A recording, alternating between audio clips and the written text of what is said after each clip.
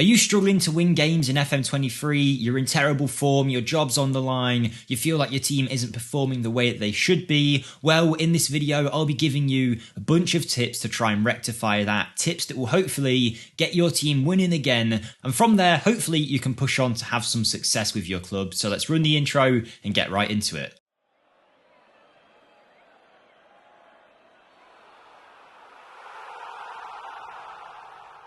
Hello everyone, welcome to FMSCOUT. My name's Jake, and in today's video, I'll be showing you guys how to get out of bad form in Football Manager, how to do everything you can to win a match when it feels like everything, and I mean everything, is against you. We've all been there in FM. You lose a couple games, your team's morale dips, you start losing a few more, and all of a sudden it feels like there's nothing you can do. Well, I'll be giving you some very simple, quick fixes to try and give you guys the best chance of sorting that out. Of course, it's not guaranteed this will make you win 9-0 in your next game, but hopefully it will give you the extra 10-20% chance of winning your next match and winning the match after that, and hopefully then you can build up some momentum. Okay, let's get right into it, shall we? We're using my Aberdeen save here, which if you want to check out, you can find on my channel, linked in the description. We're only a few games in, and I've gone back to an earlier version where actually we're not in bad form really at all. We lost a friendly, a cup game, and a league match, but in reality we're not doing too bad. The league match we were never going to win, the friendly's a friendly, and the cup game we won all the others, so he still qualified. It's not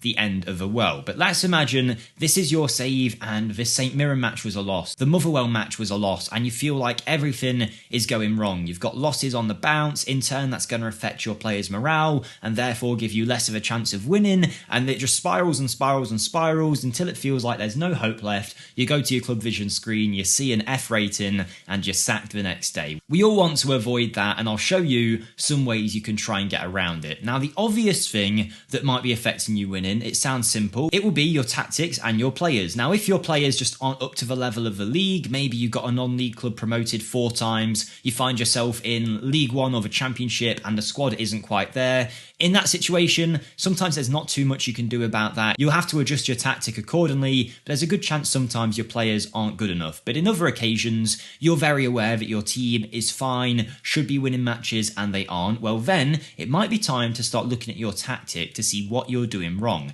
Now, we've all been there. We're all losing a match and we start using a new tactic. That doesn't work. The next game we use a different tactic. That doesn't work. We then switch to a 5 at the back and it doesn't work. That isn't going to help you. Now, you might get lucky and win one of those matches, but logically, chances are that's not going to help you. Changing tactic 24/7, it's going to confuse your players, it's going to make them unfamiliar with the tactic, give you less of a chance of winning, and it likely won't work. Often you're trying to build bonds between players, and if your tactic is terrible, feel free to change it. But if you think it's kind of there, you just aren't winning the matches, don't completely change everything. Don't feel like you need to change it all the time. Just do some slight tweaks to make it work better. So what I would do is look at the negatives in this report here. You can also click the analysis button to see if there's any huge gaps in your team. But from this information, we're just trying to learn something about our squad, maybe to see if there's a big issue. So I'm seeing we're conceding a lot of goals from the penalty area centre. So that's something to take note of. We're getting a lot of assists from the left wing. So it looks like players are getting in down this side, putting crosses in, let's say, and scoring from close in. Maybe then I'd adjust my wing back to be on the defend duty instead of the attack or something like that. But we're not going to stop there. If you go to the data hub, you can see an analyst report on your team to find out what's going well and what isn't. I've been through this in videos before, but there's also the last 5 matches feature, which will tell you what you've done well and what's not worked, and it will also give you suggestions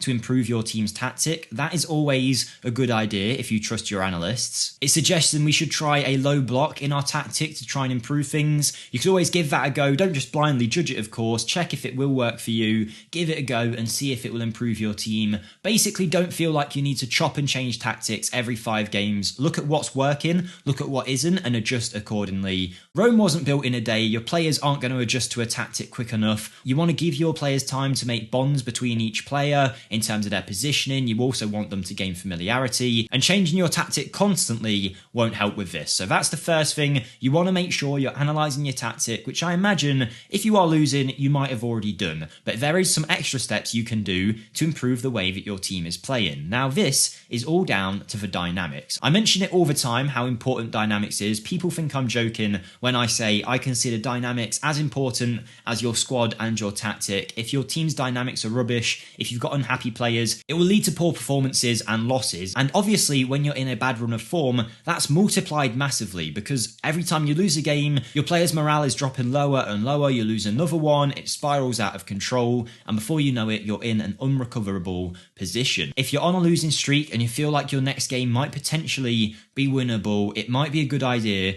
to use a team meeting. Now, as a side tip, the reason that I say you should use it on a winnable match is because you don't get to use team meetings too frequently and they lose their effect if you do them too regularly. So if my team was in a bad run of form and we had Celtic away next, realistically, our team isn't going to win that. If I waste a team meeting there, my players might get a little bit of a morale boost, we'll lose the game and it will have been worthless. So instead, I might take the hit against Celtic, give it our best shot, and then boost the players' morale before St Mirren, which is more of a winnable match. We win that, then you want to try and beat Motherwell. From there, you'll start to gain a bit of momentum and hopefully get out of your rut. But why exactly is a team meeting effective? Well, it can cause a massive increase to morale straight away. Now, don't just use this if you've lost one game or lost two. Use it when you're actually in a bad run of form and get the best effects from it. Let's say we've been losing a lot of games here. Often this encouragement one works well. I'm really keen to ensure that our heads don't drop. Things haven't been going our way, but you've got the ability and fortune to change this round. Now, if you are losing a lot of games and your team isn't one that's expected to lose that many, when you click that, you'll get a good reaction most of the time, and it will give you a massive increase to dynamics for the next game. It will increase the happiness. Now, I've just used it here after a win. The players agree. Clearly, they think they can be doing better. I wouldn't have actually expected it to work there, but it did. And what I'll show you now is that when we come out of this, you will see hopefully that our club atmosphere has gone up a lot to very good. This is going to give us a short-term boost for our next match and hopefully increase our chances of winning. The same way if you're winning matches, you can use that team meeting to encourage your players even more. But this isn't the only thing you can do to quickly increase morale. If you really feel like your job's on the line, you've used your team meeting, but you still want to give your players a boost, it might take a while, but one thing you can do is to go into each player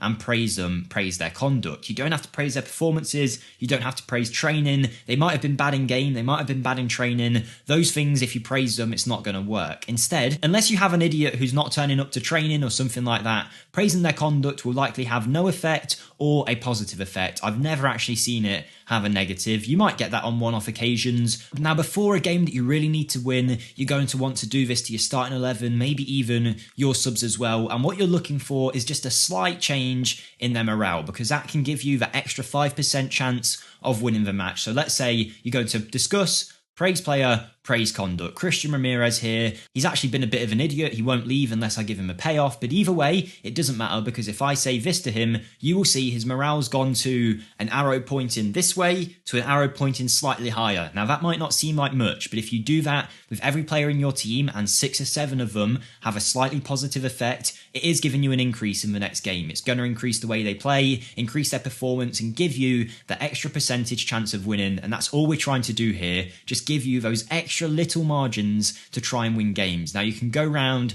and do this to every player in the squad. Some people it will have no effect, as it looks like this one does here. The arrows are in the same place with Mansour. Let's try it with Ramadani, and you'll see that it won't work with absolutely everyone, but we're never seeing a negative effect from it. It's always nothing or a slightly positive one. Another section of the dynamic screen that is extremely important to how your team plays is team cohesion. It's how well your players blend together. A team with limited cohesion will be quite split in terms of the social groups. You'll also see it being low usually when you've just signed a bunch of new players, because the players don't know each other, they don't know how to play well together, and that might be causing you an issue, particularly if you're taking over a new team who have already made a load of transfers this year, as Aberdeen had, or you've just done a complete rebuild in the summer and suddenly your team seems to be losing games. Well, try to improve their team cohesion, because it will actually affect the way they perform on the pitch and their attributes in game. You will see that this average team cohesion will have an impact on player positioning during matches. It will affect their vision and reactions to events, and obviously we want our players playing at the best of their ability when we're in a losing streak. So how can you increase team cohesion? Well, over time this will get better as a team gets used to each other and plays more regularly, but if you're after a very quick fix, then you'll find this in the training section. Now, I personally don't do the training myself. I know a lot of people will say that's a sin. It's just the way I like to play the game. I don't like to get too bogged down in it. I leave it to the assistant and that's it. Now, if you're like me, or if you're a complete training freak who loves to do all of their training,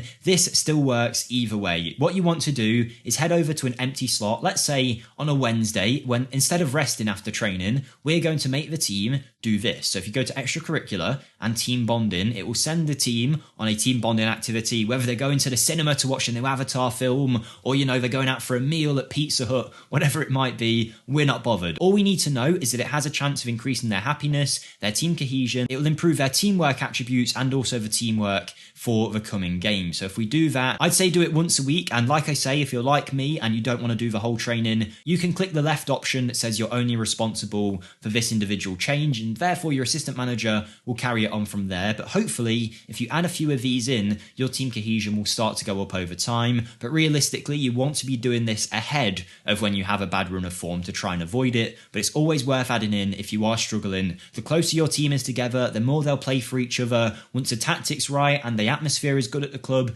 you'll have a much higher chance of winning the match. Of course, that doesn't mean that you're going to go out there and win 10-0. In fact, there's actually a good chance you'll go out there and lose again. But doing all of these things that you can to try and give you the best chance possible is all you can do as a manager, and then you'll be hoping that it changes things. I would also say, as a side note, I'm sure you'll be doing it anyway, but make sure you're doing your team talks and also give shouts on the pitch. Demand more seems to work well when you're losing, and praising your team when you're 2 goals up or higher also gives a positive effect. So try and make sure you're doing those. They're my favourites to use anyway. So you've got your tactics, you've got praising conduct, team meeting, team talks, shouts on the pitch, and team bonding exercises. Doing all of this will give you the best chance possible. The better your dynamics, the more chance you have of winning, and of course, fix any glaring issues in that tactic. And hopefully you guys will survive another day in your job. So with that being said, that is the end of today's video. Hopefully you have enjoyed it. If you've enjoyed looking around at this Aberdeen save, come and check it out on my channel, linked in the description. Only a few episodes in if you want to join. Like the video if you have enjoyed, and subscribe for more. But most of all, have a great day everybody, and I'll see you next time. Thank you and goodbye.